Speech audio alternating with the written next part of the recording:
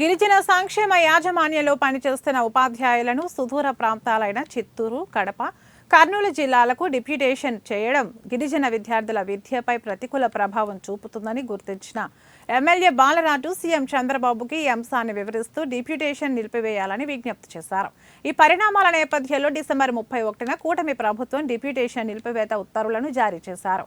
దీంతో నియోజకవర్గంలోని గిరిజన విద్యార్థుల విద్య హక్కులు సురక్షితమయ్యాయి. ఈ సందర్భంలో గిరిజన సంక్షేమ యాజమాన్యంలో పనిచేస్తున్న ఉపాధ్యాయులు ఎమ్మెల్యే క్యాంపు కార్యాలయంలో బాలరాజుని సన్మానించారు.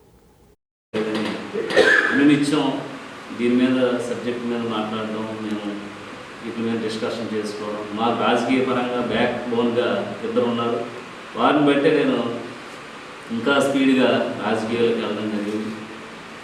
అలాగే గత ఎమ్మెల్యేలు ఎలాగున్నా సరే ఎవరితో నాకు సంబంధం లేదు.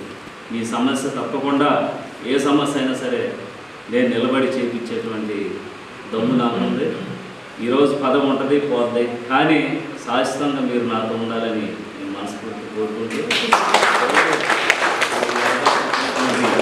ఈ అవకాశాన్ని సద్వినియోగం చేసుకుంటాను. మళ్ళీ నెక్స్ట్